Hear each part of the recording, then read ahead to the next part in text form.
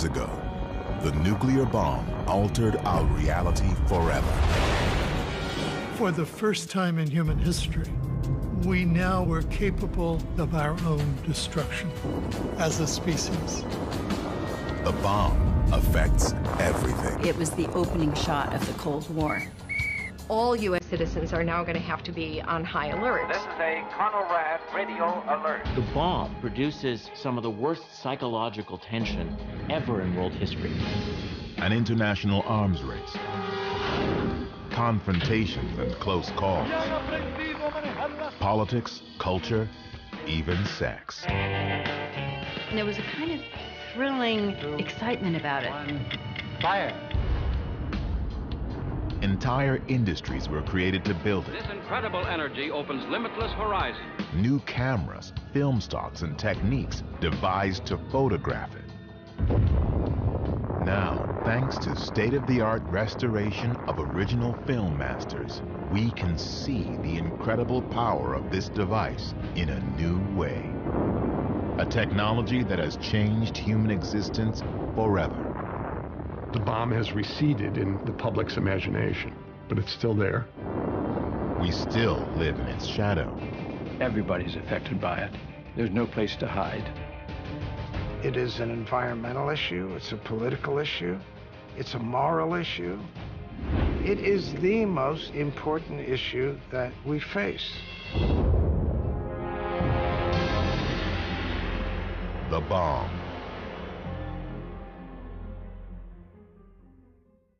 The Bomb was made possible in part by contributions to your PBS station from viewers like you. Thank you. It first appeared in the New Mexico desert, a place the Spanish called Jornada del Muerto, Journey of the Dead. Here, miles and miles from anywhere, the bomb came to life. The exact spot is inaccessible, hidden inside a 3,000 square mile weapons range. But for a few hours once every year, it's open to the public. Thank you. I'll be like Mike Tyson. They come from all over, like pilgrims to a shrine, to see and stand in the spot where the nuclear age began. Where the modern era started. It's probably what it is, turning point. Be actually at ground zero, where it actually happened. Well, it's world history too. It changed everything. The bomb that was tested here 70 years ago turned night into day and set the world on a new and dangerous path. It was a beginning that would lead to over 1,000 nuclear explosions through 5 decades. Test after test in desert landscapes, on tiny islands. A Cold War that brought the world to the brink and produced an enormous stockpile of bombs, most of which could destroy in one instant a city and much more. 60,000 nuclear weapons between the United States and the Soviet Union.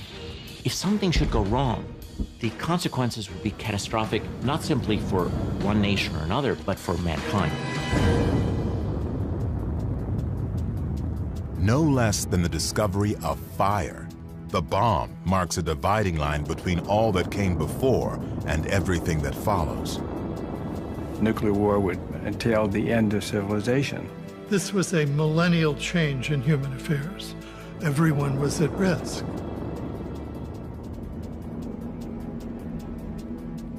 The force that first appeared on this spot, a power greater than we can imagine. Where did it come from?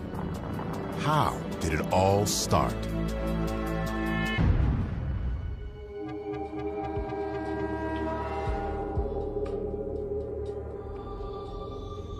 The understanding of how the world worked was being revolutionized. And in 1938, in Germany, and it's important to emphasize in Germany, the greatest revolution of all occurred. In Berlin, two German chemists, Otto Hahn and Fritz Strassmann, discover that bombarding uranium with neutrons creates a different substance, barium. They have no idea why. But a friend, physicist Lise Meitner, suddenly realizes they have split the nucleus of the uranium atom, what she calls fission. Meitner publishes her conclusion in the scientific journal Nature. The news begins spreading through the international physics community. The implications of that were obvious to physicists all over the world. Out of a little bit of material, it can produce an enormous amount of energy. The timing could not be worse. Nazi Germany is on the rise. Adolf Hitler is about to start World War II.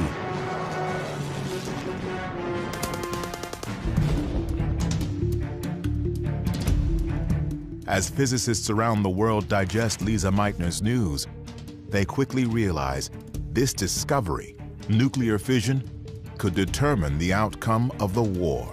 Uranium can be fissioned when hit with a neutron, producing a tremendous amount of energy. A lot of energy. Per Einstein's equation, E equals mc squared.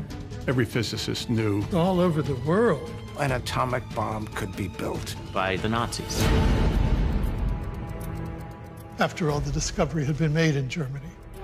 Germany had very good physicists. Maybe Hitler's building the bomb.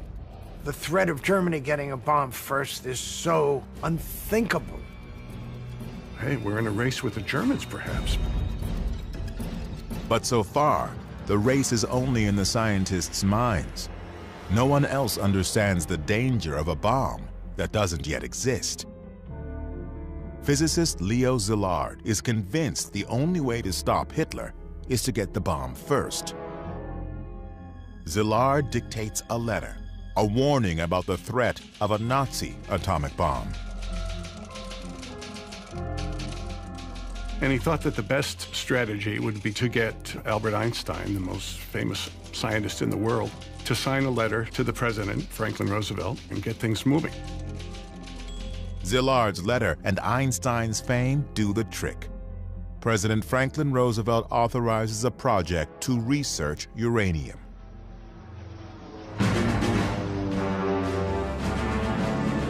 Two years later, the Japanese attack Pearl Harbor. Hitler declares war on the U.S. America is fighting two wars against Germany in Europe, Japan in the Pacific. Suddenly, Roosevelt's uranium research project is critically important. What began as scientific inquiry is about to become a crash program to build a bomb.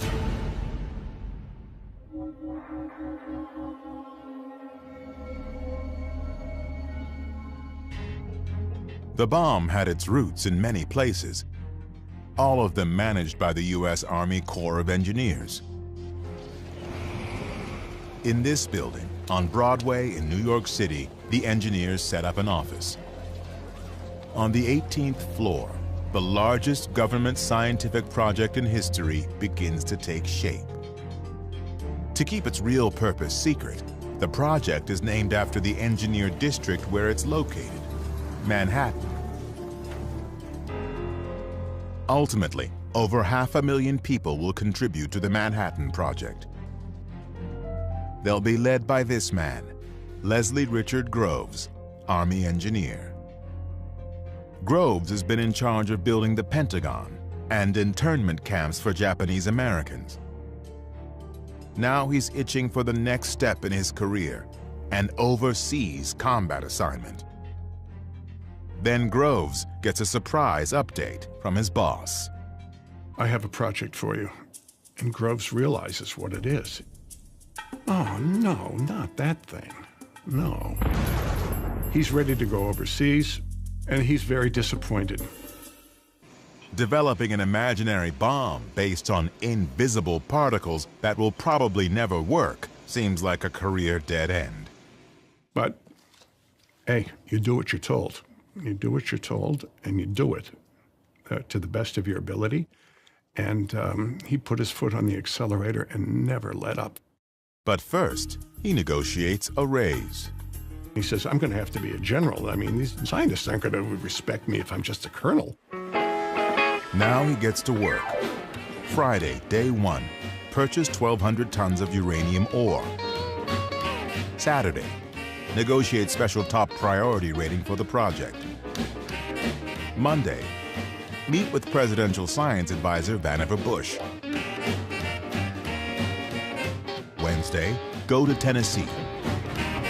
Buy 56,000 acres of land for factories.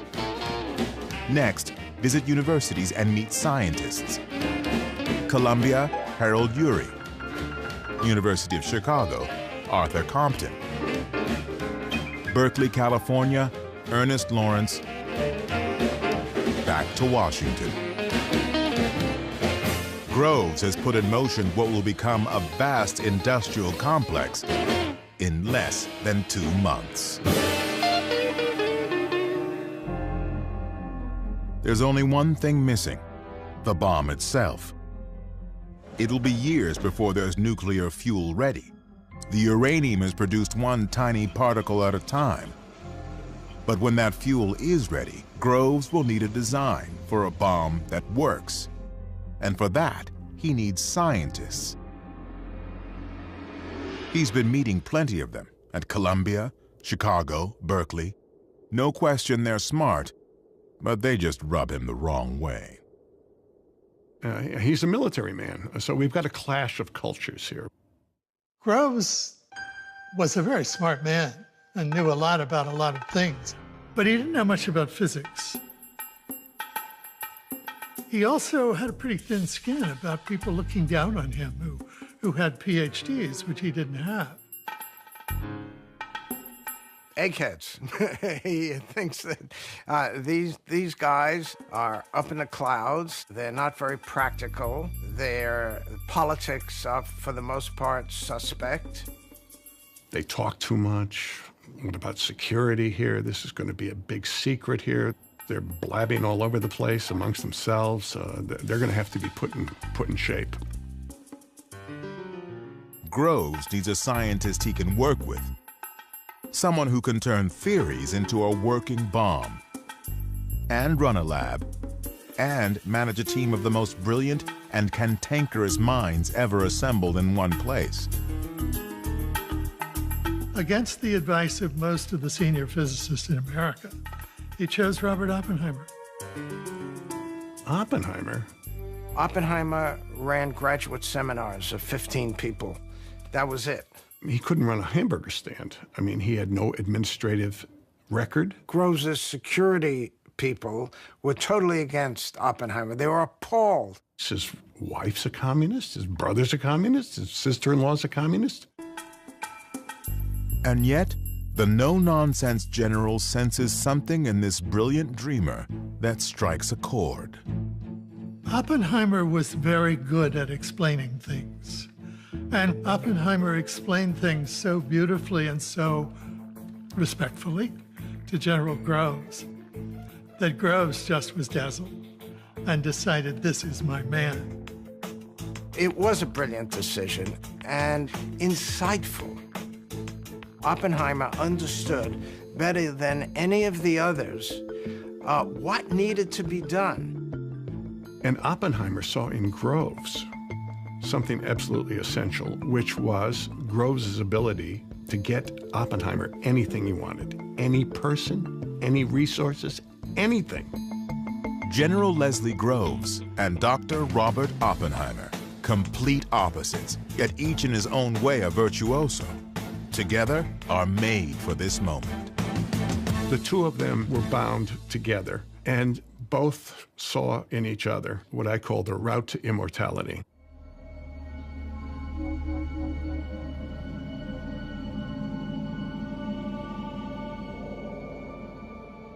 It's 1942. Groves has his lead scientist. Now he needs a special kind of uranium, U-235, the only substance that can make an atomic explosion. Natural uranium, U-238, won't work, and that's a problem. The uranium that you dig out of the ground has only about 0.7% U-235. So we then had to figure out a way to separate U-235 from U-238. You can't do it chemically because it's all uranium. Groves builds a huge complex at Oak Ridge, Tennessee to produce U-235. But it's agonizingly slow.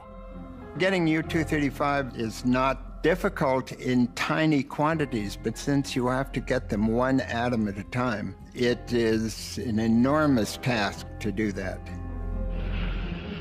Just one bomb will need pounds of the stuff. Getting it one atom at a time will take years. But chemist Glenn Seaborg finds another option: plutonium. It can be produced faster than uranium in a nuclear reactor. So Groves builds another complex, reactors at Hanford, Washington, to produce plutonium. But all this will take time. And both wars are going badly. In the Pacific, the Japanese captured the Philippines. They forced 60,000 weak and starving POWs to walk 60 miles with little food or water, the Bataan Death March. If you stopped, you were killed. If you just couldn't take another step forward, you died. And how did they kill you? Either bayoneted you to death, shot you, or decapitated you, depending on how they felt at that moment.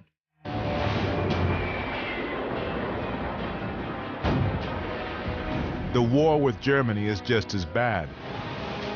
German U-boats are creating havoc in the Atlantic. Hitler's armies occupy Europe, North Africa, and are hammering the Soviet Union. And no one knows how close the Nazis are to an atomic bomb. Groves is, of course, consumed by this question of what the Germans are up to. The Nazis are already committing unspeakable atrocities. If Adolf Hitler gets the bomb, he will be unstoppable.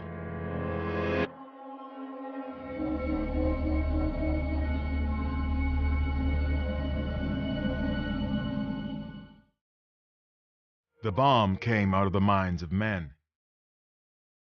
To create it, they would need isolation, freedom from distraction, and utmost secrecy. Here, deep in the Jemez Mountains, they could think their thoughts, work numbers, follow the equations. Los Alamos, New Mexico, where the scientists worked, was created by and for the bomb.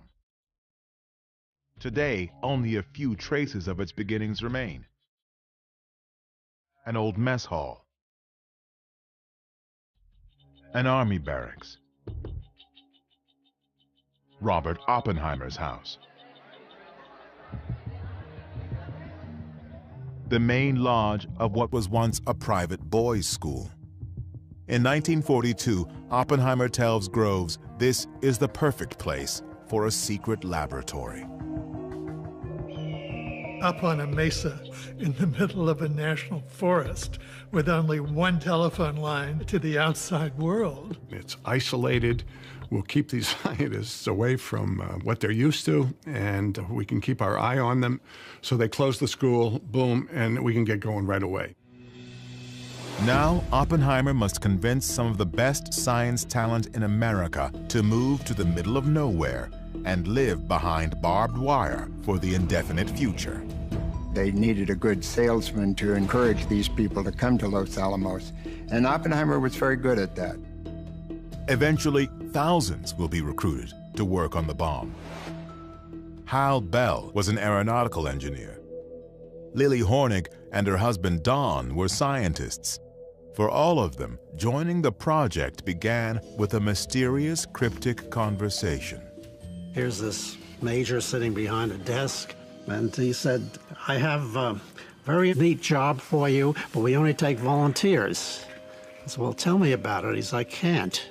Don was asked, how would you like another job? Don said, well, you have to tell me a little more, and he said, well, I can't. Tell me where I'd be. He says, I can't.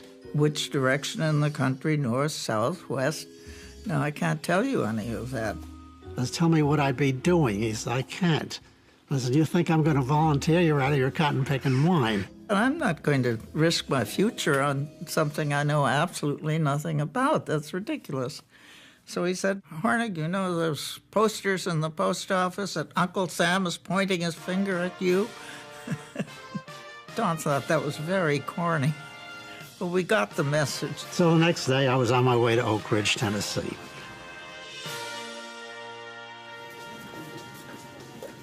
Yet even in the midst of a national emergency, some assets are ignored. The women at Los Alamos ran the schools, the libraries, they did a lot of the calculations, but this was a male environment. Some women do work as typists and machine operators, but of more than 400 scientists at Los Alamos, less than 10 are women. Lily Hornig is one. They said, how fast do you type? And I said, I don't type. And they said, what makes you think you can have a job? I said, I'm a chemist with a master's degree and a year of work experience. And eventually they turned up a job in the chemistry division. So they took some women, but they made it very clear that we were not top drawer. The first lesson everyone learns is secrecy. Officially, Los Alamos doesn't exist. It's called Site Y, or the Hill. The bomb is referred to only as the gadget. You only need to know enough to do your job and no more. And don't be inquisitive about anything more. Everything was hush-hush, go where you're told, and there was no preliminary information given to me. They knew exactly who I was and why I was there.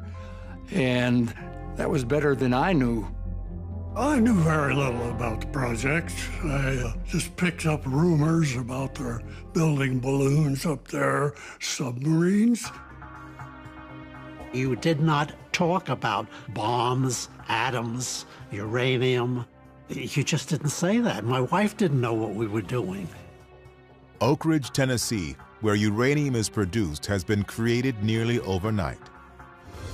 This was a town that 1 year before had just been a farm and suddenly was a large city with 70,000 people, houses, streets. Los Alamos, New Mexico is far more remote and much less developed. One of the scientists here, Hugh Bradner, has a movie camera. The Bradner home movies offer a rare glimpse of life at Los Alamos. The films are remarkable because they exist at all. A look inside the most secret facility in the world, hidden deep in the remote West. Many of these people had come from, urban academic places, and here they were living a rather primitive life. The living conditions were rough Western. You could turn on the water tap and worms were as likely as water to come out. There was mud during the rainy season. On the other hand, there were parties, and Oppenheimer was a great lab leader, and the punch was spiked with 100% lab alcohol. So it became exciting. Their average age is 25, and they know their work may be the only thing that can prevent a Nazi atomic bomb. I came to this country at the age of 12 from Hitler, Germany, and my motivation was very much tied to that. All of them were told that they could shorten the war through their efforts, and that was enough to know at the time. By spring 1944, they have a design. It resembles a gun. 2 chunks of nuclear fuel will be slammed together, creating a critical mass and a nuclear explosion. It's simple, but there's not enough fuel to test it. Uranium production is so slow it will take years to make enough for just 1 bomb. Since plutonium can be produced faster, it is the key to making multiple bombs. the success of the entire project depends on making plutonium work. But when physicist Emilio Segre gets the first tiny sample of plutonium from Hanford, he makes a devastating discovery. A plutonium gun bomb will melt, not explode. The gun-type plutonium bomb will not work. It was a disaster. There was just enough uranium for one gun bomb. If you couldn't use plutonium, there would only be one bomb. Maybe this whole $350 million is going to go for naught because plutonium won't work. Oppenheimer really considered resigning from Los Alamos at that point. It's a dead end. Los Alamos scraps the plutonium gun design and starts over.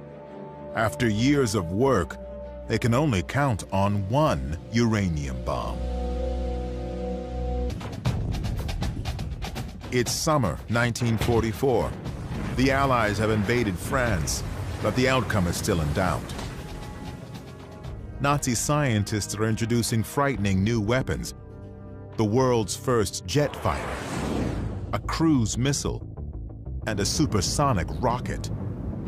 They could be close to an atomic bomb. We knew they were working on it, but we didn't know how far along they were. The war could be lost if Germany got it first. In Los Alamos, they've got a new approach, a possible way to use plutonium: implosion. Usually an explosion is outward. This time they're going to push a ball of plutonium and compress it. Taking a ball of plutonium and using explosives to compress it might be impossible, but it's their only hope.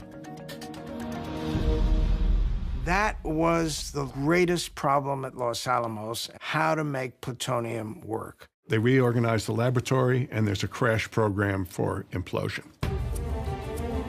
Chemist George Kistiakowsky from Harvard is brought in to work the problem. Kistiakowsky will spend the rest of 1944 and beyond experimenting desperately, trying to make implosion work. As complex and daunting as implosion is, Kistiakowsky and his small team will not be nearly enough. They turn to the British, who send some of their scientists to Los Alamos. Groves wanted all of them vetted for possible security infractions. And the British said, no, they're okay. We'll take care of them. Among the new arrivals is a quiet and strange refugee from Germany. His name is Klaus Fuchs. He was a very good physicist. He made interesting suggestions, very cooperative, but a sort of an odd guy, and he made me uncomfortable. Although no one seems aware of it, besides being brilliant and odd, Klaus Fuchs is a dedicated communist. In a few short years, his presence at Los Alamos will come to haunt Groves and Oppenheimer.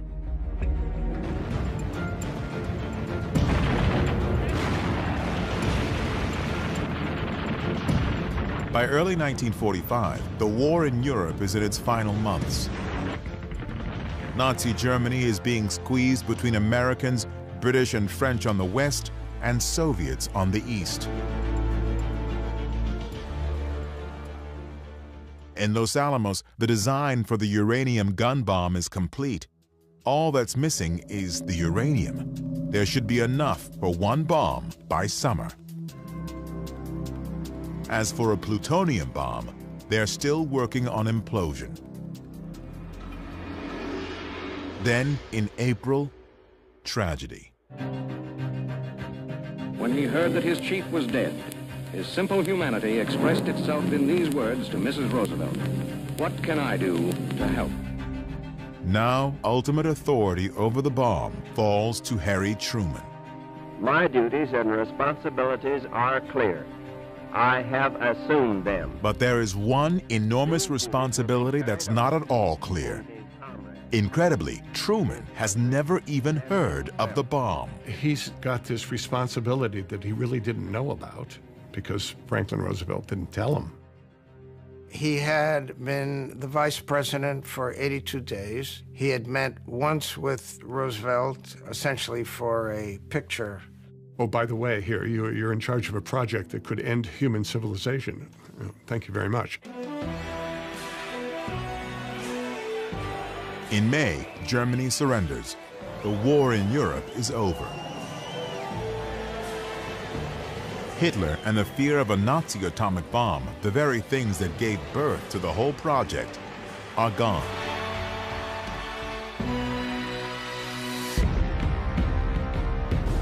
But in the Pacific, the war against Japan is still raging. The job wasn't done. I was a boy of 7 that spring of 1945, and I remember vividly, there were still young men being killed every day. The race may have been inspired by fear of Germany, but Japan is now the only enemy and thus target for the bomb.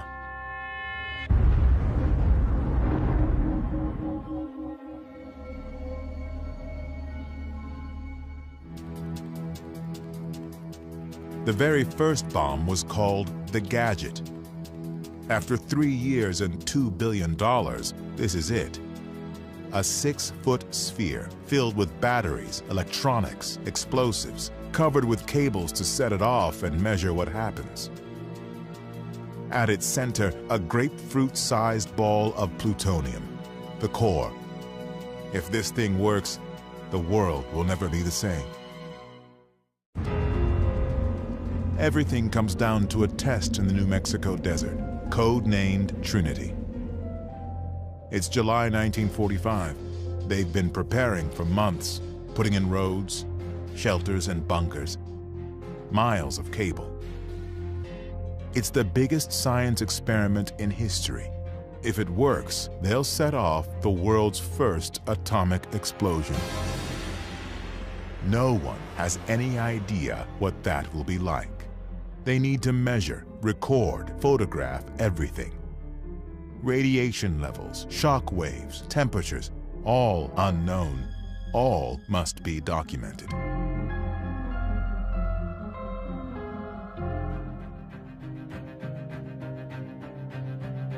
Thousands of miles away in Potsdam, Germany, President Harry Truman is negotiating with Stalin.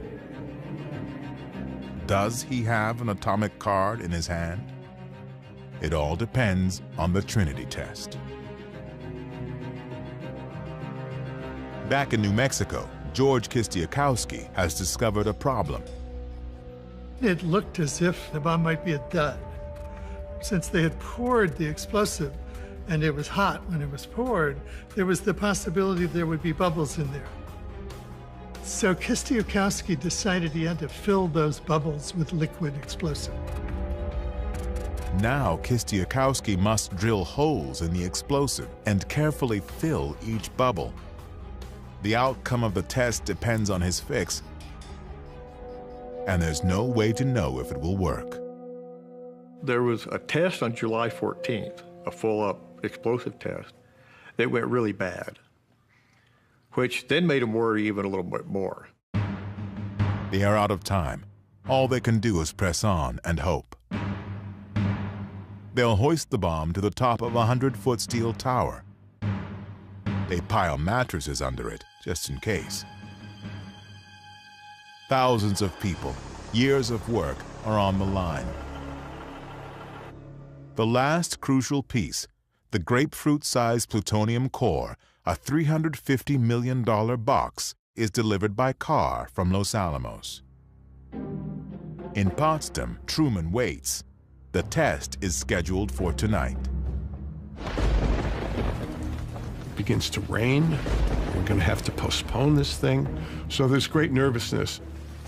Most everybody really had a knot in their gut about all the electronic connections and there's a zillion things could go wrong. The weather looks bad, but Groves refuses to give in. And Groves becomes his own weatherman here and decides, we're going to have this test at 5:30. It looks as though it might clear just enough to get the test in.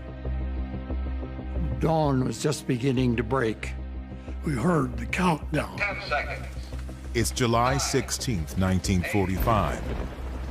3 years, hundreds of thousands of people, the futures of Groves and Oppenheimer. Their careers involved. There's $2 billion spent. Unproven science, a president waiting, a chance to end the worst war in history. Will it work?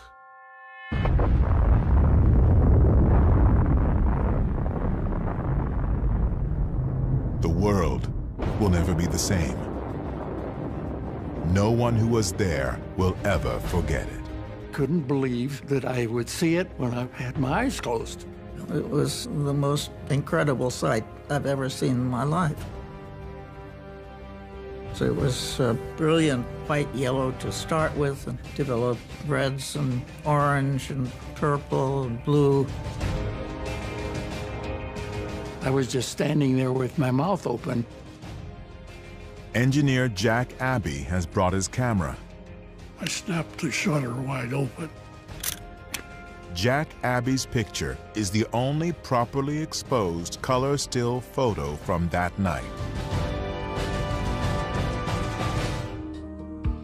A new age has begun. The bomb is about to change everything. I have to admit I didn't feel much of anything except great joy that it was a success. It was really later that we all began to think more about it. The thing worked. And there was plutonium flowing from the Hanford reactors to Los Alamos. Groves now knows they can make implosion bombs as fast as plutonium is produced. In Potsdam, Truman gets the news. What to do about the Russians here? Should we tell them? What's going to happen after the war? Truman tells Stalin the U.S. has a powerful new weapon. Stalin barely reacts, because he already knows. Klaus Fuchs has been telling the Soviets all about the bomb. Stalin and the people closest to him were very well informed about the progress of Manhattan Project. And that's partly why at Potsdam, Stalin kind of just looks at them and doesn't say much.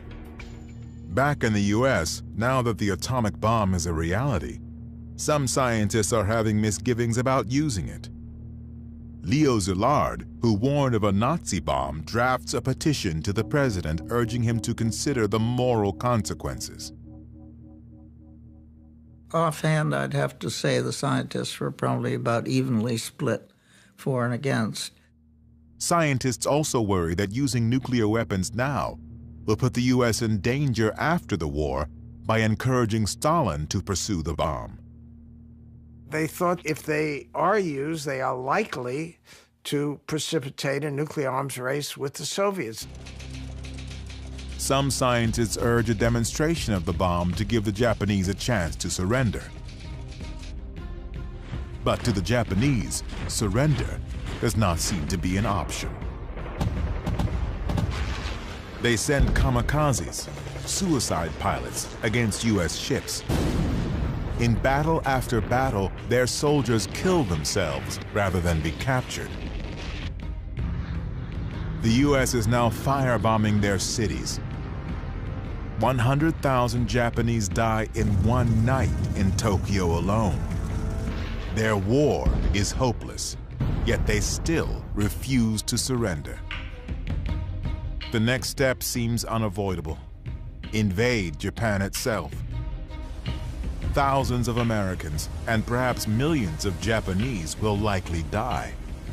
For Harry Truman, the bomb seems by far the lesser evil. I may be faced with an actual land invasion of Japan. So if there's anything that can shorten the war before that and prevent it, I'm for it. On July 26th, the Japanese are given an ultimatum: surrender unconditionally or face destruction. The Japanese were not interested in unconditional surrender. They wanted their emperor to remain in power. They wanted to oversee their own war crimes trials. They did not want U.S. occupation of the home islands. the Japanese reject the ultimatum. Now, all the pieces fall into alignment. Japanese leaders who cannot bring themselves to stop. A massive science project that has spent $2 billion racing to create the bomb. A president facing a horrific battle who suddenly sees an alternative.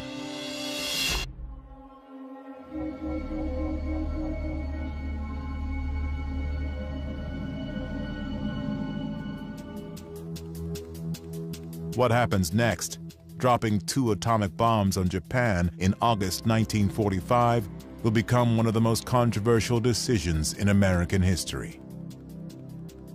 70 years later, remarkably, evidence suggests the president never actually gave this order. Now that it's ready, it may be harder to stop the bomb than to let it go. There is a question about whether or not Truman ever really authorized the use of the bomb, and it's my argument that he never did, that there was so much momentum built up that Truman, new to the job, decides not to interfere with ongoing plans. On Tinian Island in the Pacific, the uranium gun bomb, nicknamed Little Boy, is ready. It's never been tested, but it's so simple that they are sure it will work. The bomb is loaded into the B-29 Enola Gay. A few hours before dawn on August 6th, the plane takes off. It flies 1,500 miles through the night. At 8:15 a.m. over Hiroshima, it drops the bomb. Now the bomb controls its own destiny. When it's 1,900 feet from the ground, it explodes. A fireball a quarter-mile across reaches 10,000 degrees. Anything close to the center is vaporized. Then a shock wave explodes buildings, knocking down anything in its path. Almost everything within 1 mile is totally destroyed. Only a few concrete structures remain. Where something or someone absorbed the heat, a shadow is left behind. At least 80,000 people die.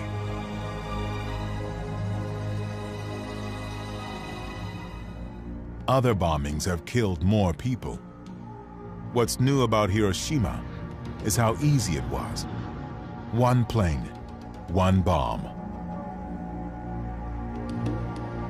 And still, even after this, the Japanese will not surrender. The shock of the first bomb didn't quite do it, actually. They couldn't even at first accept that Hiroshima had been bombed. The Japanese have their own plan to end the war. Behind the scenes, they have been secretly talking to the Soviets, hoping the Russians will broker a deal with the US, a conditional surrender. But 2 days later, the Soviet Union declares war on Japan. Now, the brokered conditional deal the Japanese hoped for is dead. But there's still no sign of surrender. The level of resistance in the Japanese government was very, very difficult to understand. It was so great. On Tinian, crews are preparing the next bomb, nicknamed Fat Man, as President Truman addresses the nation. If they do not now accept our terms, they may expect a rain of ruin from the air, the like of which has never been seen on this earth.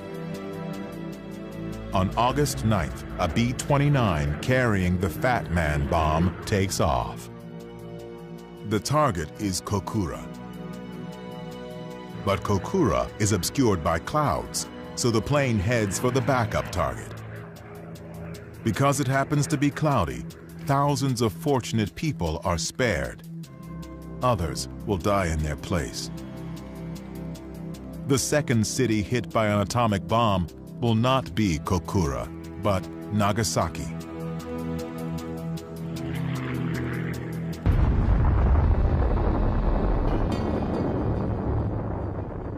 Nearby in POW Camp 17, Lester Tenney sees the explosion.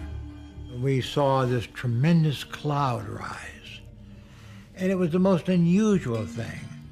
It seemed to have a pedestal, and we had no idea what it was.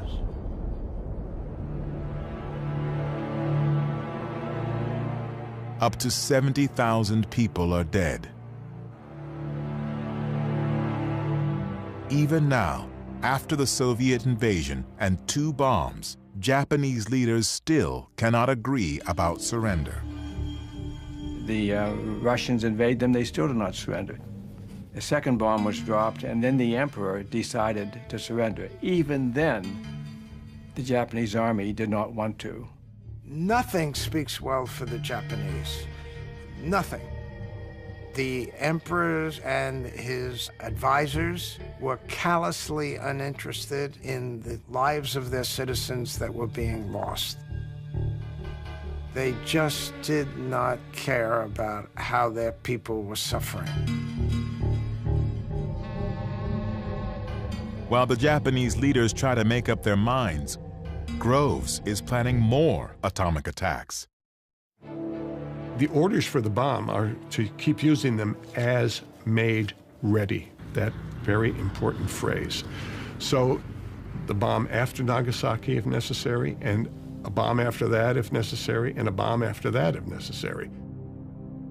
They will drop atomic bombs as fast as they are built, 3 or 4 a month.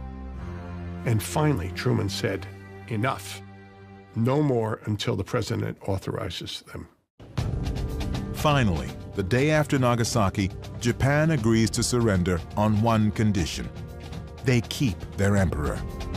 I have received this afternoon the unconditional surrender of Japan. Truman agrees, though he calls it unconditional. No qualification. That was Japan's hope, was to surrender conditionally, to have some say in how it would happen. In POW Camp 17, the prisoners sense something's up, but they don't know what. Lester Tenney tries a daring experiment. Speak to a guard without bowing.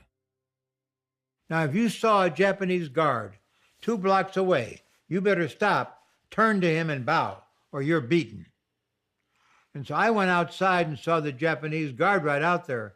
And I just walked up to him, and in my best Japanese, I just said, "Konnichiwa, Tomodachi." And I never did stop and bowed. And he stood at attention. And within a matter of 5 or 6 seconds, he bowed to me. He bowed to me. The war is over. The war is over, period. Just exactly like that. On September 2nd, 1945, Japan signs the surrender documents. World War II is over. The war was finally over. We were so relieved. It's official. It's all over. It's total victory.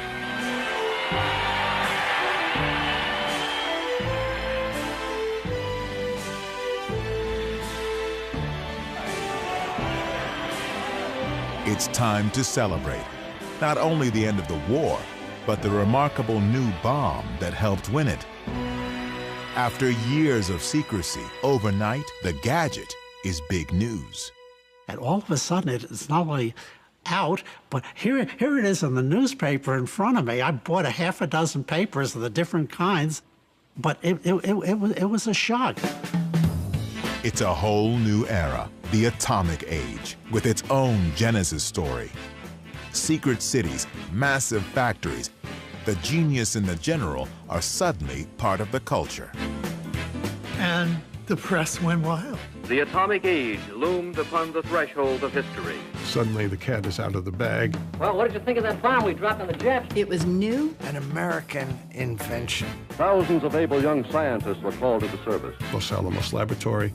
A secret laboratory in New Mexico whose work Work, work, and more work. Here it is, General Groves. Plutonium. Plutonium. Uranium. Releasing unimaginable force. The basic power of the universe.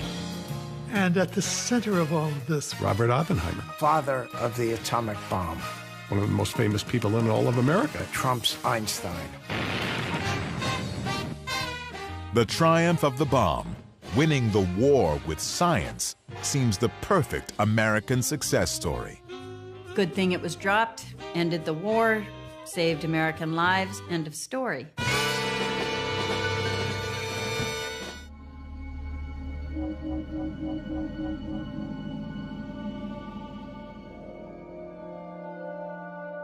The bomb seems to have brought an answer for how to end the war, but it has also raised questions. The question right away became, when are the Soviets going to get a weapon? When are they going to get the bomb? Scientists who warned about Hitler having the bomb now worry about the US and Soviets getting into a competition to build more and bigger bombs, a nuclear arms race. Little do they know, it's already too late. The race started the minute Stalin saw pictures of Hiroshima. Suddenly, this project that's on paper comes to reality, and the destructive possibilities of this bomb were made clear. The Soviets felt very vulnerable, and that spurs Stalin into action. It's after the Hiroshima and Nagasaki bombing that Stalin creates the crash program to catch up and create the Soviet nuclear weapon. The Soviets have an invaluable head start, thanks to espionage. Not one, but two scientists at Los Alamos are spies. Klaus Fuchs, who was German, and another spy who was an American, a graduate student at Harvard named Ted Hall. Having two independent sources inside Los Alamos is an incredible espionage coup. Well, imagine when Apple was designing the iPhone, and if Apple's competitors had two people in the room with Steve Jobs, listening to Steve Jobs work through the various difficulties and snags. They don't have to make the mistakes that Steve Jobs is making. That's what made Fuchs and Hall so valuable and so extraordinary in the history of espionage and in the history of science.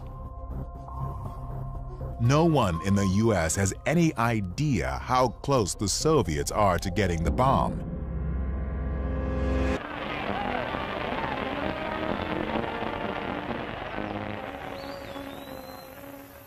With the war over, Americans are getting back to normal, enjoying peace. But the atomic bomb is a question mark hanging over the future. The Manhattan Project is still in place. What to do about the bomb, how many we have, how many to build. At the secret laboratory in New Mexico, the scientists are anxious to go home to their universities. You had a group of young professors who had good jobs to go back to in academia, and you had young students who had not yet completed their studies. You got to remember, they're living here in little wooden shacks with coal stoves, eating bad food on mud streets. So as soon as the war ended, everybody left. The town dropped from 4,000 people to like 1,000 people in just a matter of weeks. Robert Oppenheimer, whose vision created Los Alamos, is one who leaves. The lab he built now seems destined to fade away.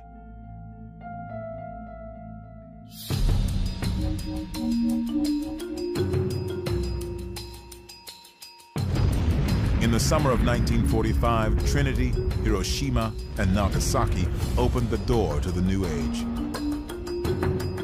But it won't be until a year later, in the summer of 1946, that major turning points will determine the future of the bomb. We are here to make a choice between the quick and the dead. It begins in June at the United Nations, when the U.S. offers the world a plan to get rid of the bomb. One, manufacture of atomic bombs shall stop. Two, existing bombs shall be disposed of pursuant to the terms of the treaty. America will give up its atomic bombs if other countries pledge not to build them and agree to inspections. It's an idea that will become known as trust but verify. The Soviets refuse to pledge anything unless America gives up the bomb first. The battle to save mankind from destroying itself is still deadlocked. It is later than we think. Debate will continue for months. It's late June 1946, and the nuclear arms race will soon explode. Time now is measured in seconds. 5, 4, 3, 2, 1, fire! Just a few weeks later, a huge fleet of warships is sent to the bottom of the Pacific Ocean by the atomic bomb. Today, they still lie where they sank, Bikini Lagoon. Here, in July 1946, the public would be invited to witness an atomic explosion for the first time. The U.S. military would discover how vulnerable it was to its own bomb, and the future of Los Alamos Laboratory would be guaranteed. All the result of an event appropriately named Crossroads. Crossroads is the brainchild of this man. Louis Strauss, or Strauss as he liked to be called.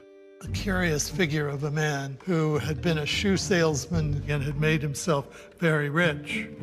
And then he was an admiral in the Navy, but he never sailed a ship. Extremely politically ambitious. Strauss is worried about the Navy. How will the new atomic bomb affect its future? Historically, what did we have in the country? We had an army and a navy. What does the bomb mean for each of them? It's the thing to have. It's a winning weapon. Everybody wants it. But only the Air Force has it. And in 1946, the Air Force is still part of the Army. People have been arguing that the Navy's obsolete. Now, Air Forces will control how wars are fought and won. The traditional line in the Navy during the Cold War was, remember, the Soviet Union is our adversary, the Army is our enemy. Louis Strauss thinks he has the perfect answer to the Navy's problem. A bomb test to prove Navy ships can survive atomic weapons. Operation Crossroads. Sort of a contest between the Navy and the Air Force, in which Air Force bombers will try and sink Navy ships. The first casualty in the contest is Leslie Groves. The Navy, not Groves, will be in charge of Crossroads. They'll do the test in the middle of the Pacific Ocean at the tiny island of Bikini. The Navy evicts the residents and assembles a target fleet. Over 90 captured German, Japanese, and surplus U.S. warships will be bombed. There'll be 3 explosions, Able, Baker, and Charlie. 1 in the air, 2 underwater. Crossroads is a huge operation. $100 million, 42,000 men, 240 ships, not counting the targets, instruments, cameras, and more cameras. Film, miles and miles of it. Animals, so doctors can study what the bomb does to living creatures. And reporters from all over the world. It was a show. It was a spectacle. At last, all was ready for Able Day, tentatively set July 1st, 1946, the show begins. Dave's dream is roaring down the runway, engines singing. For the first test, Able, they'll drop the bomb from a plane. Bomb bay doors are open. The plane approaches. The bomb is dropped.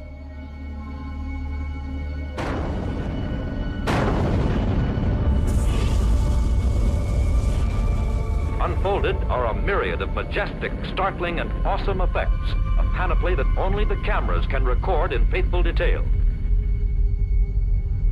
The bomb, the same Fat Man model dropped on Nagasaki, has a force of 20,000 tons of TNT.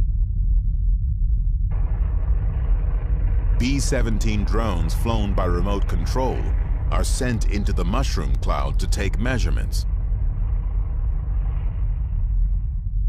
It's the first nuclear explosion to be witnessed by the public. But the public is 18 miles away, and after all the buildup, a bit disappointed as to the size of the flash. You didn't see ships flying through the air, and the first reaction was, the atomic bomb, not such a big deal. 3 weeks later, a second test, Baker. This time, the bomb will be underwater. The scientists think it's a terrible idea. They warn that exploding an atomic bomb underwater will create a witch's brew of radioactivity, releasing enough plutonium to poison the entire armed forces of the U.S. They knew what was going to happen when you set off an underwater explosion. It was going to make a lot of contamination. But I guess they lost out to Admiral Blandy. Navy Admiral William Blandy is the man in charge of Crossroads. And from the start, he's got a PR problem. I am not an atomic playboy, as one of my critics labeled me, exploding these bombs to satisfy my personal whim. Many considered it a boondoggle. The bomb will not start a chain reaction in the water, converting it all to gas and letting all the ships on all the oceans drop down to the bottom. There was a tremendous amount of pressure, I think, on the Navy to try and convince the public that this was worthwhile. Bikini Atoll and Baker Day, the underwater explosion of the 5th atomic bomb. The bomb and instruments are set into action. Aboard the Los Alamos firing ship, nerves are stretched to the breaking point. 5 radio control circuits will set off the blast in this prelude to push-button warfare. 3, 2, 1, fire.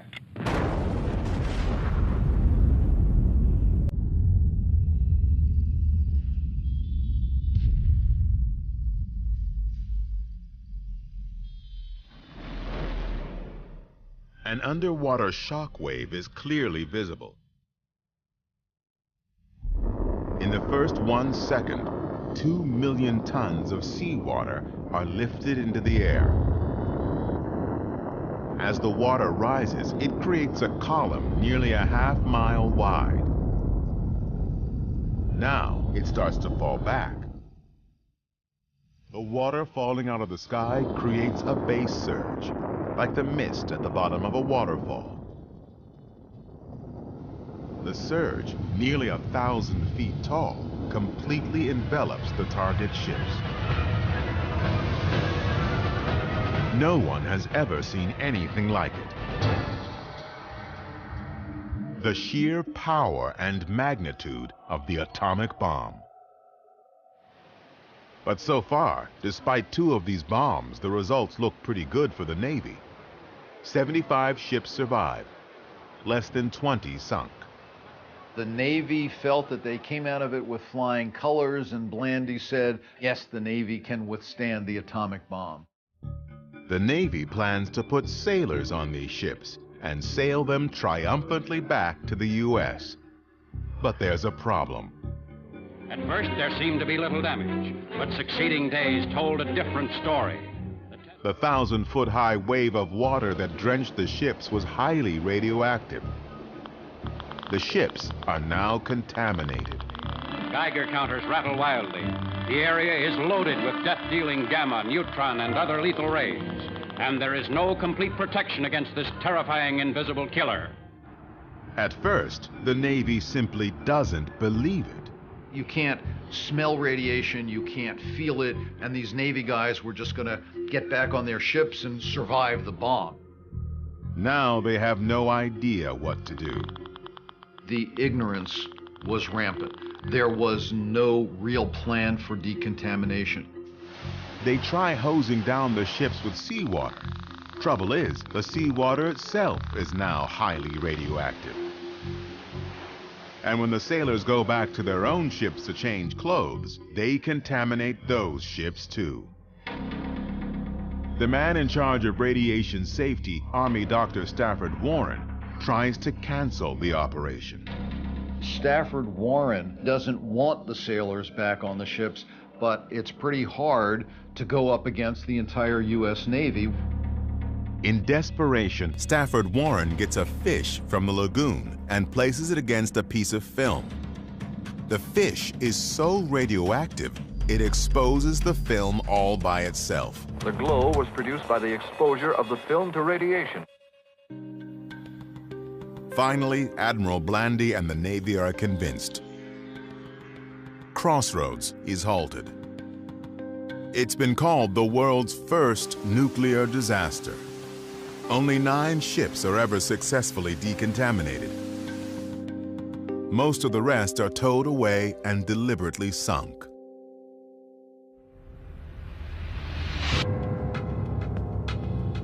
The Air Force will remain the primary keeper of the bomb for now. But Crossroads turns out to be a good thing for Los Alamos. I don't think the laboratory would have stayed in business very long had we not had a customer. But the Navy came in and gave us a job. It gave us some work to do and kept the laboratory going through some very uncertain times. After July 1946, Los Alamos Lab will grow, building and testing more and more bombs over the coming decades.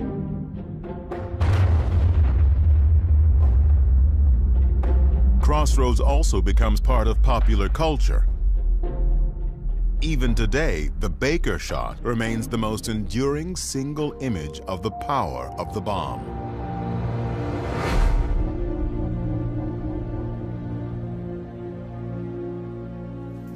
Just a few weeks after the second Crossroads shot, an unexpected event will give Americans another, much darker look at the bomb.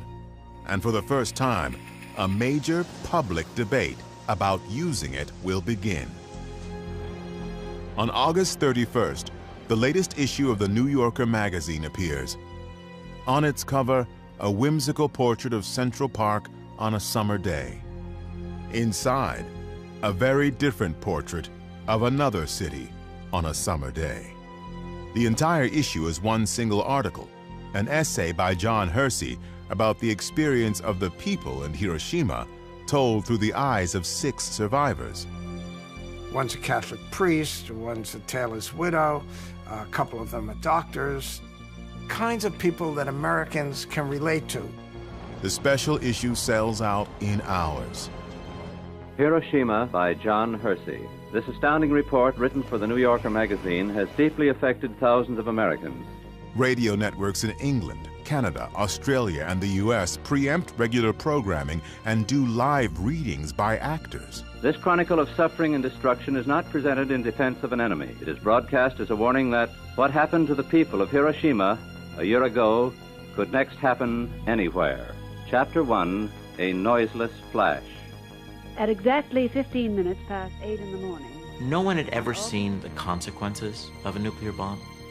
And the knowledge of what this meant doesn't really soak in until afterwards. Now, in August 46, a year after Hiroshima, one essay is giving the world a whole new perspective on the bomb. It has enormous consequences. It begins to make people rethink their attitudes towards nuclear weapons.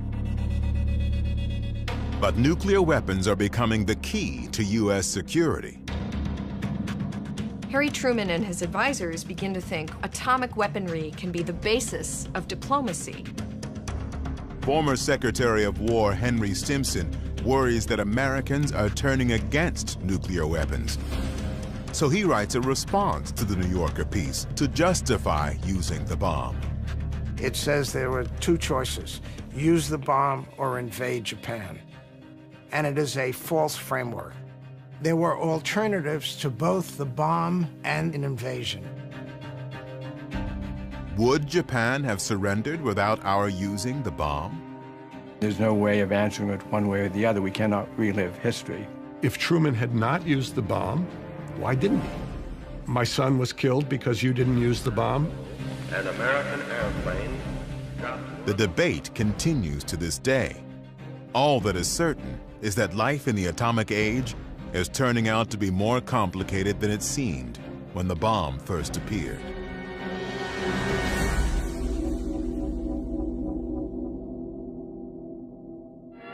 Yes, the atom is on its way to brighten our towns and to help manufacture our most dependable and indispensable household servant. The public flocked to atomic exhibits in search of understanding. The bomb had a certain kind of mystique, both terrifying and awe-inspiring.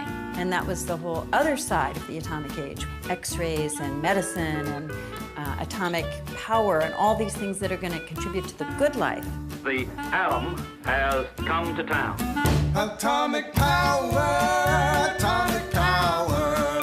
was given by the mighty hand of God. Atomic power, atomic power. Do you suppose that our appliances would run as well on atomic energy? Mighty hand of God.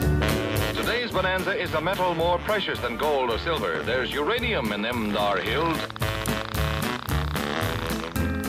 It will protect your health, improve your food, bring you less costly living products, and a greater measure of leisure and security. Hiroshima and Nagasaki paid a big price for their sins. When scourged from the face of earth, their battle could not win.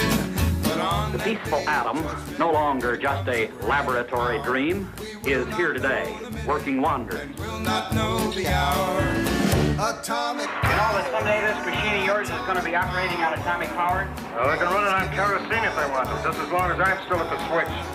With the ever-increasing use of nuclear energy, more towns may eventually become atomic cities. by the mighty hand of God.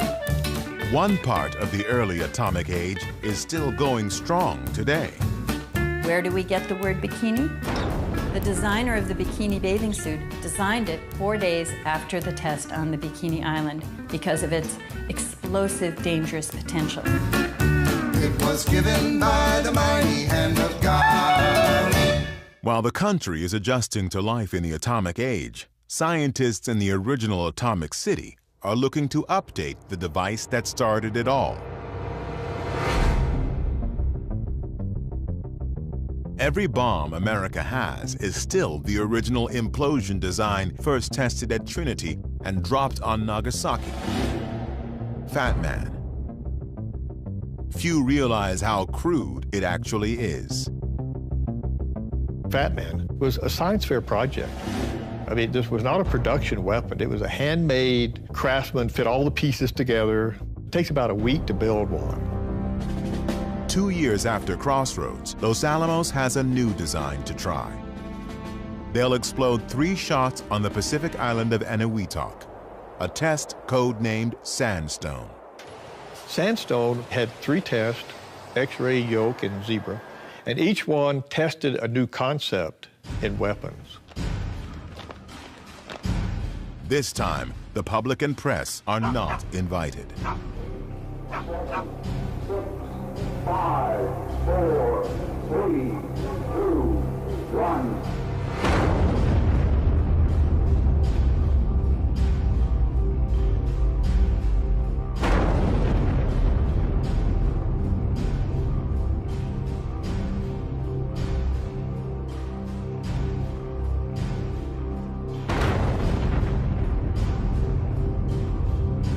Sandstone is the end of an era. In January 1947, the bomb is put under civilian control, administered by the Atomic Energy Commission, AEC. They replace the handmade Fat Man with a new model, the first mass-produced nuclear weapon. And they open a new lab to build the bombs Los Alamos designs. It's the beginning of America's nuclear weapons complex, a massive juggernaut that will drive bomb making and testing for decades, through multiple administrations to the end of the Cold War.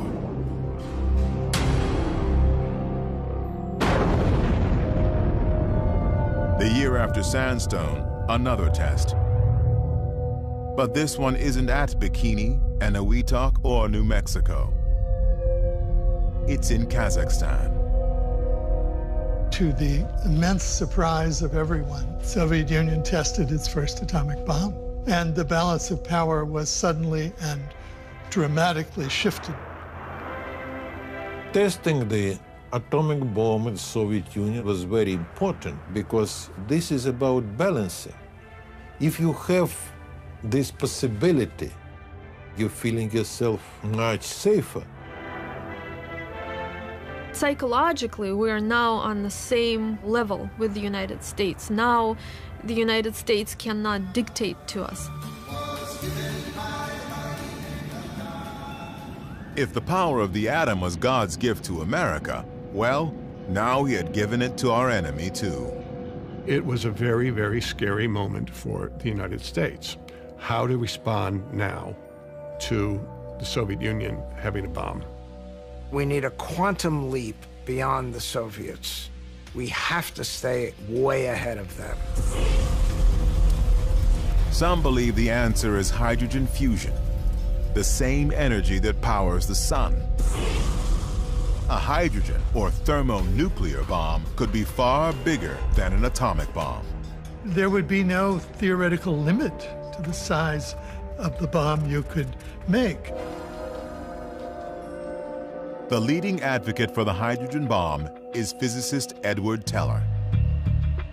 Teller is kind of egotistical, and rightly so. He's a really smart guy. But he was kind of hard to get along with. An idea man. He'd have 10 ideas a day. One idea every month might be good, but he had 10 ideas a day. He was always taken with the idea of going the next step beyond an atom bomb to a thermonuclear weapon. And I give him a tremendous amount of credit for sticking with this and campaigning for this. But no one knows how to build a hydrogen bomb. It might even be impossible. We knew how to make atomic bombs. We could fill warehouses with them. But we didn't know how to make hydrogen bombs. Why would you stop producing a sure thing to work on something you didn't know how to do? Moreover, some scientists believe this is a chance to save the world by choosing to stop. This could be a turning point in human history. We can pursue the hydrogen bomb, but we don't have to. We can send a positive message to the international community. We can put pressure on the Soviets not to continue building nuclear weapons. Basically, we can set a good example. 2 months after the Soviet atomic bomb, a committee led by Robert Oppenheimer unanimously recommends against a crash program for a hydrogen bomb. Lewis Strauss and Edward Teller are outraged. But the decision is up to President Harry Truman. The debate over the hydrogen bomb involved the United States restraining itself without any ability to restrain the Soviets. The Soviets had proven that they could build a bomb. Well, that's a huge risk to take if you're President of the United States. The Soviets seem determined to expand. They already control Eastern Europe. In 1948, they cut off West Berlin, hoping to take that over as well. To Harry Truman, the answer seems obvious. Containment. Contain the Soviet Union. Don't allow it to expand. Don't allow it to grow or to gain any more influence. And if we do, it's just going to creep and creep and creep until they'll be in our kitchens.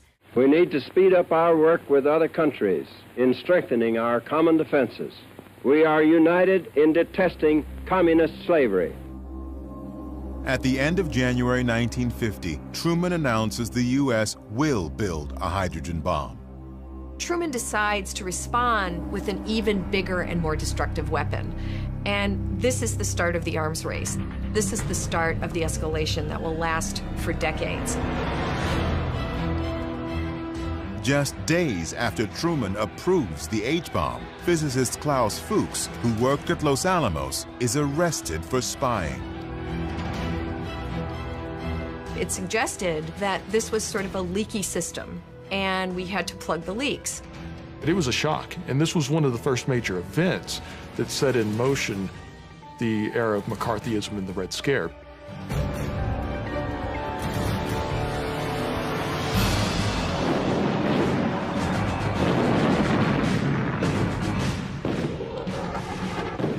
Five months later, communist North Korea, backed by the Soviet Union, invades South Korea, which is backed by the U.S.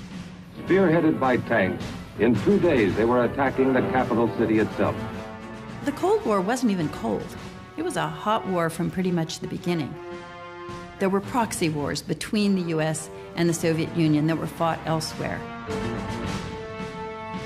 When the Korean War goes badly, the US begins preparing to use atomic bombs and quickly discovers a problem. Korea is a very mountainous country, and there was concern that the bombs would not have much effect, that if we used the bombs, it might diminish their threat in the eyes of the Soviet Union, so they were never used in Korea.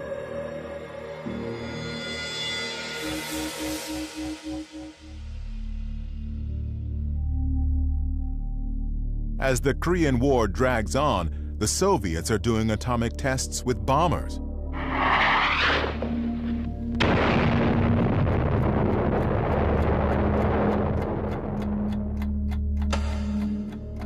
Some atomic scientists have created a symbol to show how close the world stands to nuclear catastrophe, the doomsday clock.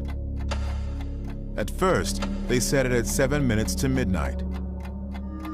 Now, with a nuclear arms race accelerating, it's reset to 3 minutes to midnight. 3 minutes to global disaster.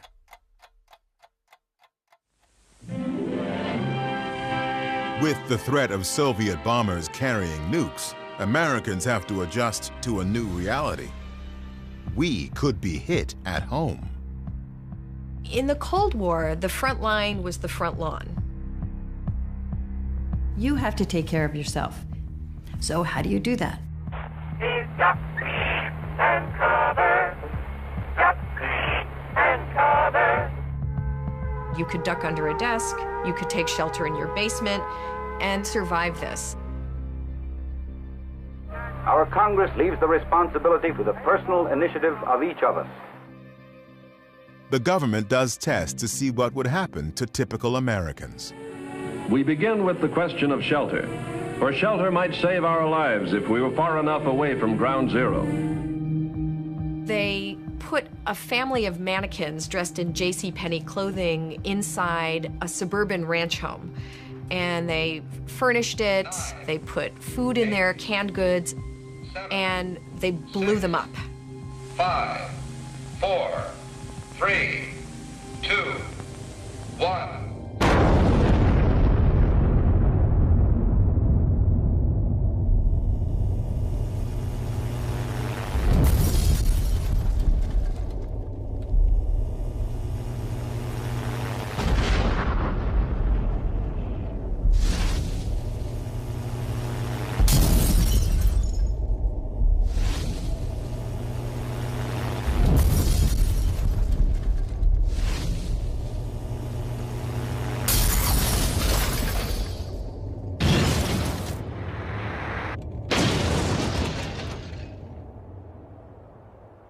In fact, the mannequins are blown into various states of dismemberment. But civil defense administrators, the lesson they took from this is that if you took the proper precautions, you could move through this. But only if you do the right things. A house that's neglected is the house that may be doomed in the atomic age. A series of civil defense tests were made to discover the effects of atomic heat on American homes. The house on the right, an eyesore. Old, unpainted wood. And look at the paper, leaves, and trash in the yard. All the earmarks of untidy housekeeping. The house in the middle, in good condition, with a clean, unlittered yard. Let's see what happens under atomic heat.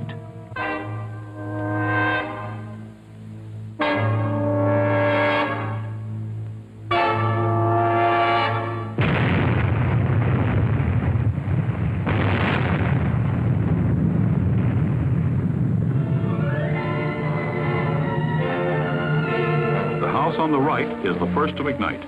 The trash serves as kindling for the dry, weathered wood. The lack of fire-safe housekeeping has doomed this house to destruction. The house in the middle, cleaned up, painted up, and fixed up, exposed to the same searing atomic heat wave, did not catch fire. The point was, if you clean up your yard and you don't have debris and things like that, you too can survive a nuclear blast. It is your choice. The reward may be survival. And it's your responsibility, not the government. The government can't do it for you. You have to take care of yourself. And if you don't, if you're hurt, that is your fault. And just cleaning up may not be enough. You may have to do some remodeling. Well, folks, I'm glad you could come down to see my fallout shelter. Just finished painting it last night. This room can be put to other uses as well. Yes, Walt. You could use this as an extra bedroom for company. It really was the beginning of a kind of militarization where everyone is expected to be prepared. Thick, heavy walls and ceiling protect against radiation. The thicker, the better. It's this preparedness culture. Well, this finishes my fallout shelter. So what is civil defense about? Really, it's a domestic theater for purposes of diplomacy. Civil defense supported that idea that nuclear weapons should be the basis of American foreign policy, and in that sense, it was useful. We'll learn how to save lives so well it won't be worth your while to drop any bombs on us.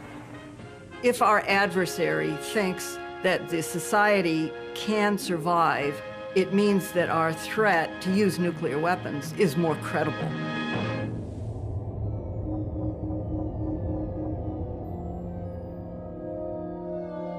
Even as the government is trying to convince the public that nuclear war is survivable, in the Pacific, scientists are ready to test the first prototype of what Edward Teller calls the super, a hydrogen bomb. The test is secret, but documented in a now declassified government film. If everything goes according to plan, we'll soon see the largest explosion ever set off on the face of the Earth. The device is more science project than weapon, not so much a bomb as a building. The liquid hydrogen fuel must be chilled to 400 degrees below zero, so part of the bomb is a refrigeration plant. The whole thing weighs over 70 tons, all to see if the thermonuclear concept will work. This is the first full-scale test of a hydrogen device. If the reaction goes, we're in the thermonuclear era. It is now 30 seconds to zero time. Put on goggles or turn away. Do not remove goggles or face first until 10 seconds after the first light. 3, 2, 1, T0.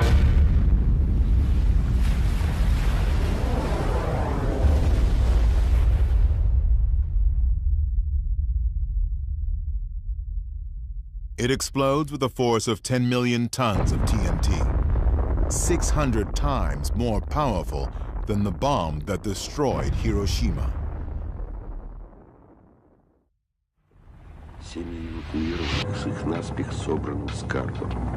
Just 9 months later, the Soviets explode their first hydrogen bomb.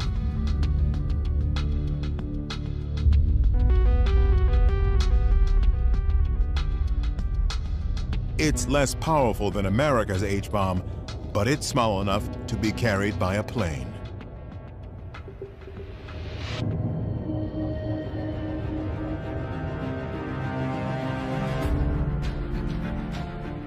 The Soviet Union has solidified control in Eastern Europe, acquired the atomic bomb, supported a war in Korea, and now has a deliverable hydrogen bomb. The U.S. is in the midst of a Red Scare, a quest to root out anyone who can be blamed for communist success. In this climate of fear and recrimination, Robert Oppenheimer is about to become a target, the victim of Louis Strauss. He is a horrible, horrible person. Really one of the evil men in this story. He's already looking for a way to attack Oppenheimer and humiliate him. Strauss has never forgiven Oppenheimer for opposing a crash program to develop a hydrogen bomb. When President Eisenhower makes Strauss chairman of the Atomic Energy Commission, he sees his chance for revenge. The first thing he did when he took office was to begin a process that would lead to having Oppenheimer's security clearance lifted. The AEC has a hearing. Strauss picks the judges and the prosecutor.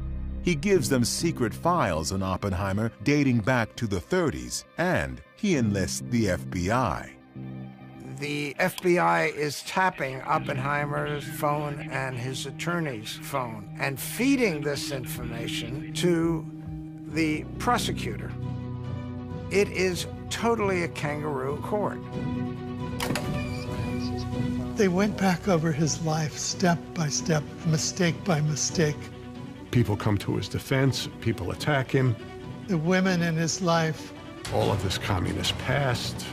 And Oppenheimer got smaller and smaller and smaller, sitting in this hard chair in the middle of the security hearing. The moment of truth comes when Edward Teller is asked, "Do you believe Oppenheimer is a security risk?" And Teller very cleverly never said, "Yes, I do." What he said was, "I would feel more secure if Oppenheimer were no longer asked to advise the government." And with that, he drove in the final nail.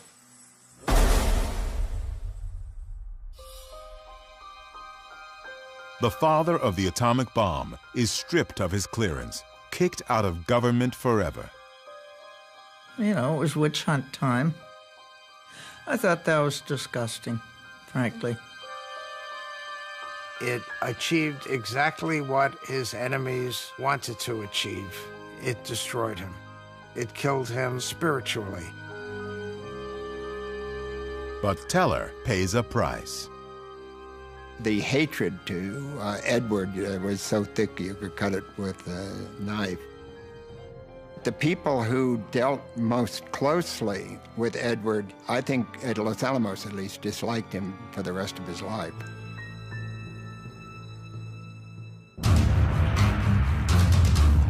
Even as the AEC is going after Oppenheimer, in the Pacific, another test. America's first practical H-bomb. If it works, a deliverable thermonuclear weapon.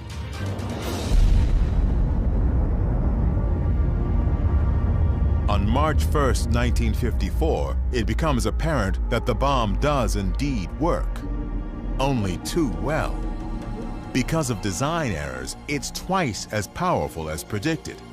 15 megatons, equal to 15 million tons of TNT. Approximately 1,000 times as powerful as Little Boy. This is a massive, massive weapon. The mushroom cloud rises over 15 miles, spreading radioactivity through the atmosphere. Fallout contaminates inhabited islands, and a Japanese fishing boat, ironically named Lucky Dragon. One of the Japanese fishermen dies.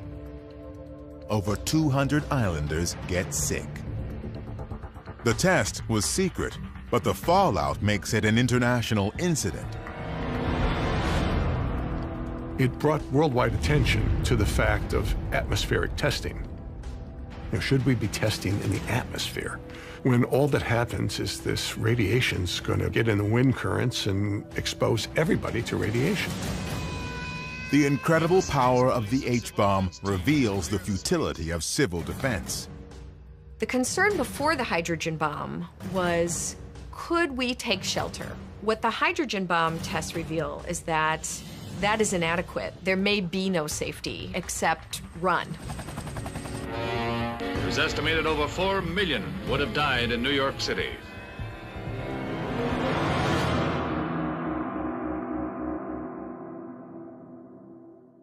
If surviving a Soviet H-bomb is impossible, the only option is to deter them from attacking in the first place.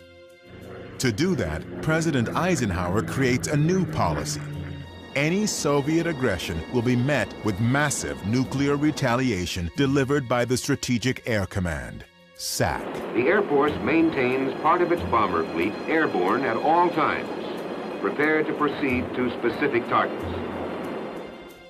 SAC is led by Curtis LeMay. LeMay realizes that the bomb has forever changed war. He saw very early that wars would last for days or even hours, and everything had to happen right up front. LeMay plans a massive first strike on the Soviet Union, what he calls a Sunday punch. Ready to go at a moment's notice, his crews drill constantly.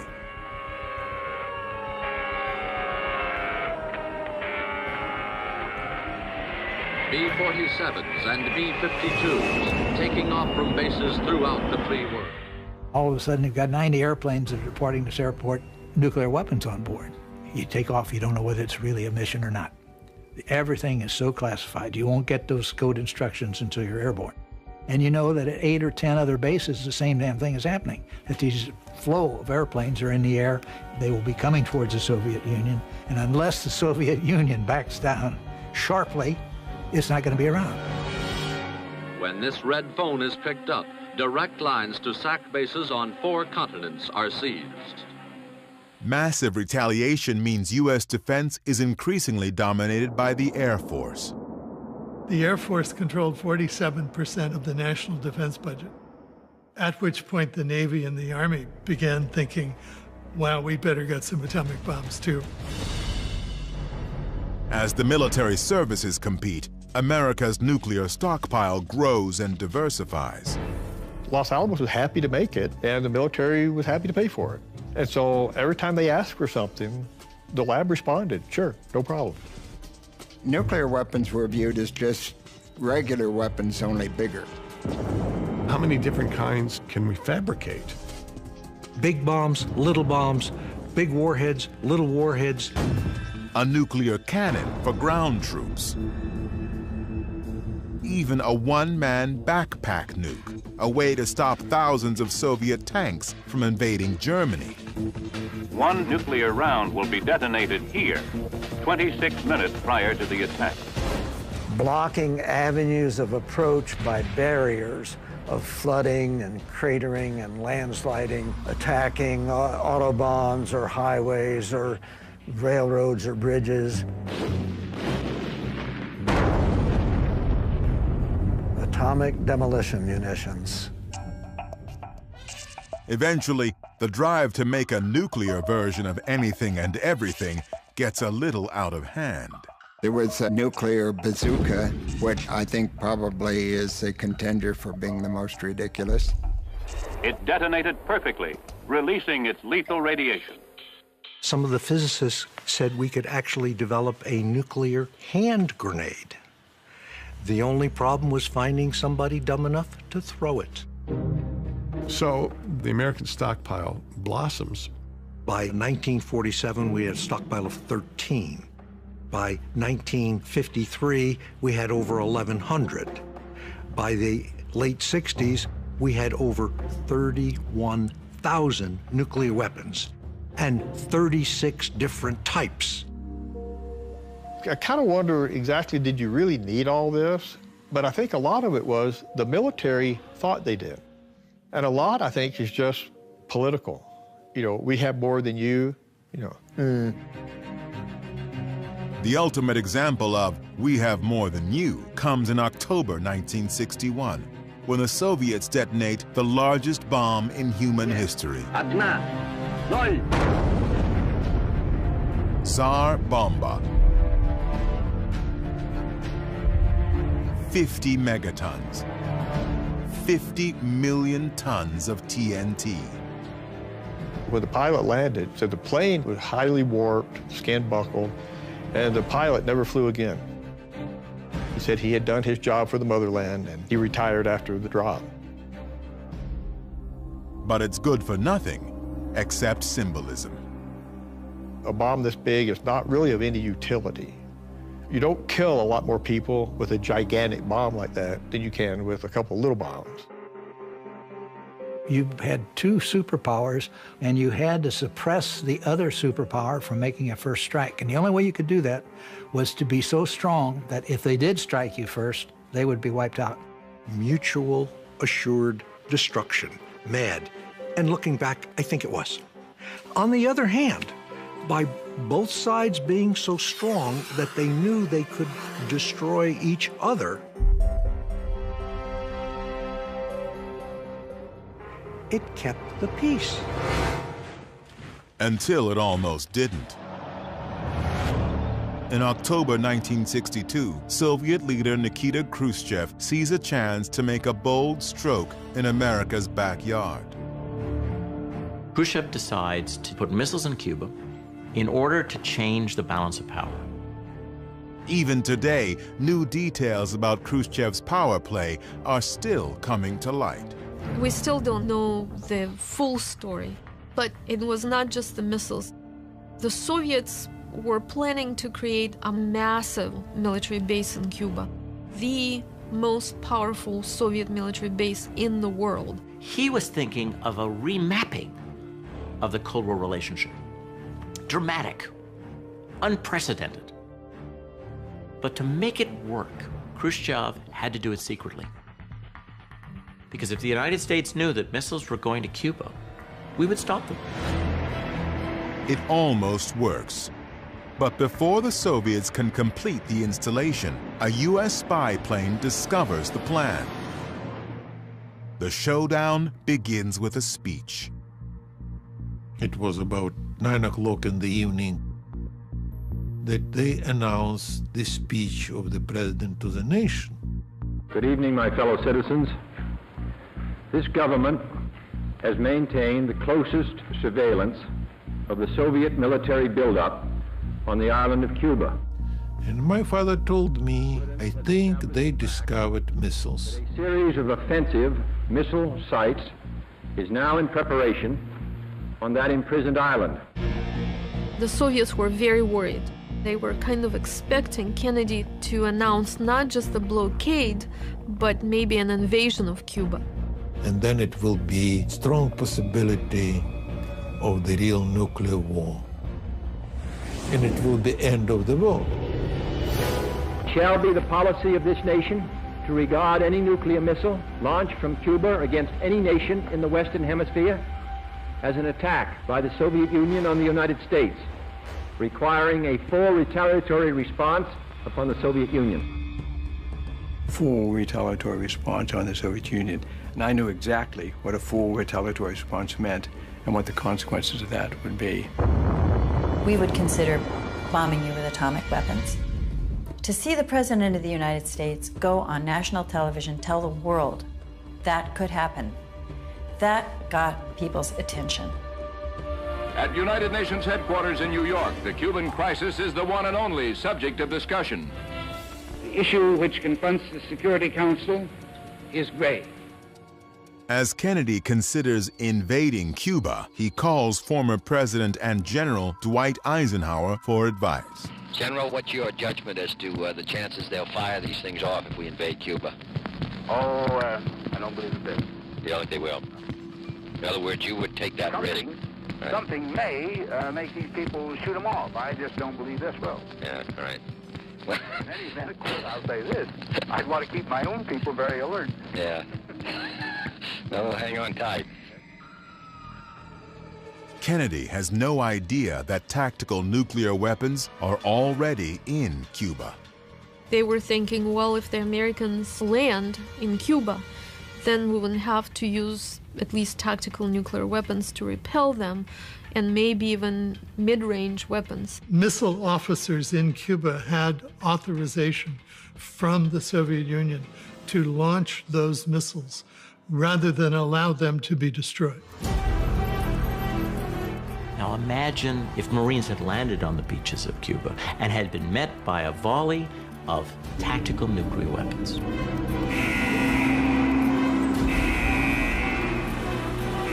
Very scary days. I truly thought we were going to war. Really, every time I went into that office during the day, I thought it was going to be my last day on Earth.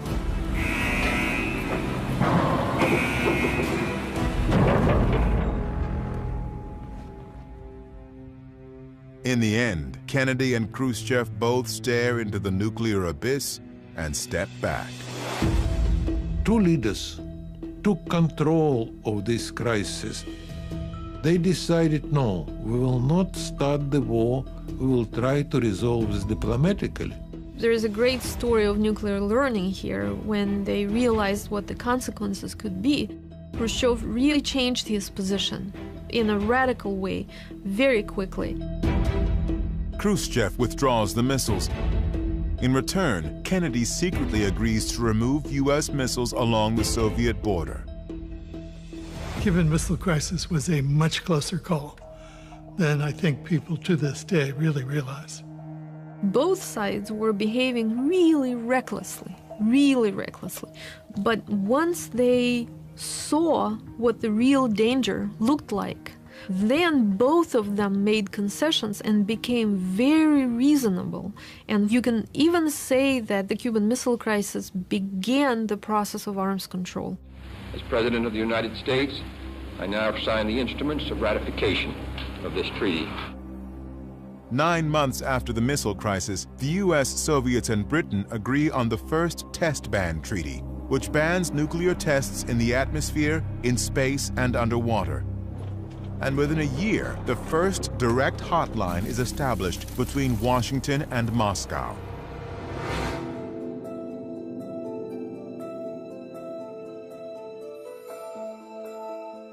Even before the missile crisis, opposition to the bomb had been building, often spearheaded by women. Don't give irradiated milk to my children, you know? You have a bomb test, the winds blow radiation to the fields where the cows eat the grass, and then you get the milk and we serve it to our children. No, we're not going to do this anymore. So many mothers marched against atmospheric nuclear testing that the United States government finally said, all right, we'll put the tests underground.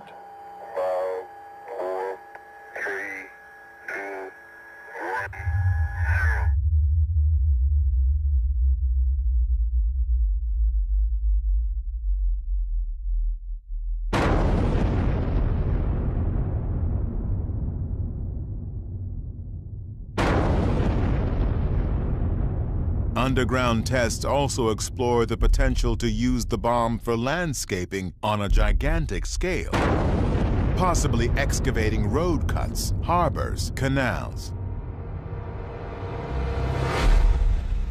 The testing that began in 1945 and continued through 1962 included over 200 nuclear explosions.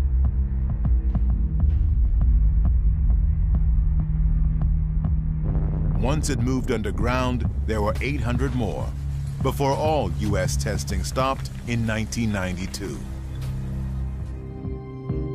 But moving testing underground was only the first step. Books and films began to explore what nuclear war and its aftermath would mean. Grim dramas like On the Beach, Failsafe, the dark satire of Dr. Strangelove, No Nukes, a groundbreaking concert, film, and rally. The Day After, a television movie that draws 100 million viewers and becomes a major cultural event. And War Games, which cautions that in nuclear war, the only winning move is not to play. Slowly but surely, the public is leading the leaders. What began in 1963 with the first Test Ban Treaty leads to other agreements, attempts to slow down the buildup of nuclear weapons. By 1986, Ronald Reagan is president, George Shultz is Secretary of State. In October, Reagan meets Soviet leader Mikhail Gorbachev in Reykjavik, Iceland, and something remarkable happens.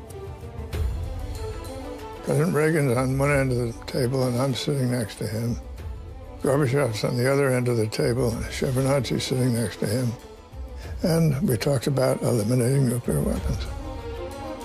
He and Gorbachev, in a totally unscripted, totally improvisational way, moved closer to a superpower agreement to denuclearize the world than ever happened before or has happened since. Such a dramatic moment where two presidents of these superpower enemies suddenly find this common platform, common wish. But the common wish to get rid of the bomb ultimately proves impossible. The sticking point is a new U.S. technology called Star Wars, promoted by Edward Teller. It was a technology the Soviets did not have, and it was a technology that they felt could be used to make it impossible for the Soviets to have a nuclear deterrent. And Gorbachev was not able to accept that. The Cold War is thawing. 3 years after Reykjavik, the Berlin Wall comes down. In 1991, Mikhail Gorbachev dissolves the Soviet Union, all without the bomb being used. We got out of it with the skin of our teeth. We had a couple of close calls along the way. And I think, we were lucky. These two countries were able to end the most dangerous, the most protracted confrontation in history. At the height of the nuclear arms race, the U.S. and Soviet Union together had over 60,000 nuclear weapons. It's absolutely insane. And when we get enough distance from this, people will look back on it as a moment of humanity's most extraordinary insanity. It was an overkill by 5,000% on both sides. It was stupid, it was wasteful, it would have been the ultimate catastrophe, and yet it worked. The bomb is what keeps this whole cycle a Cold War, not a hot war. Without the bomb, at some point, we would have been fighting each other. The legacy of the bomb was that it really changed the nature of global politics. It was just a whole new ball game. The bomb brings the understanding to the politicians that now you cannot win the war, because if you will start the war, you will lose more than you will gain. Today, besides the U.S. and Russia, 6 other nations also have the bomb, plus South Africa, which had it and got rid of it, and Israel, which will not confirm or deny having it. We don't have control over them or what they might do with it. The scariest one is India and Pakistan. Some experts believe even a limited nuclear war between India and Pakistan would be catastrophic for all of us.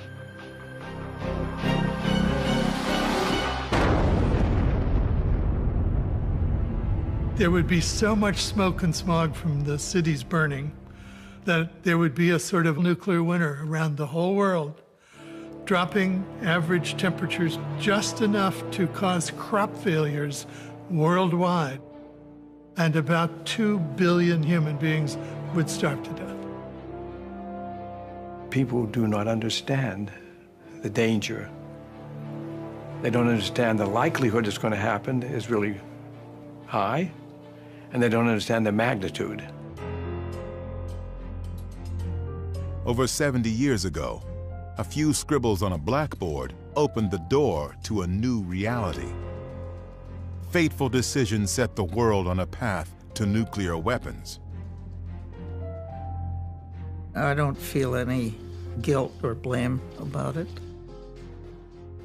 I think my view really is if we hadn't done it, somebody else would have. And it would be with us in any case. There is no going back. The knowledge of how to destroy ourselves is here to stay. It appears that our task is learning how to live with it. I think what should give us hope is that in all the decades since 1945, not one nuclear weapon has been exploded in anger anywhere in the world. We've managed somehow to keep our thumb off the button, and let's hope we continue.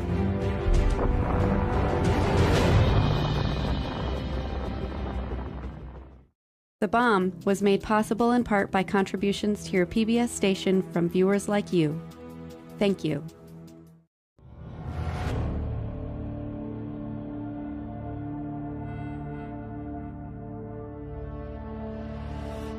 The Bomb is available on DVD. To order, visit shoppbs.org or call 1-800-PLAY-PBS.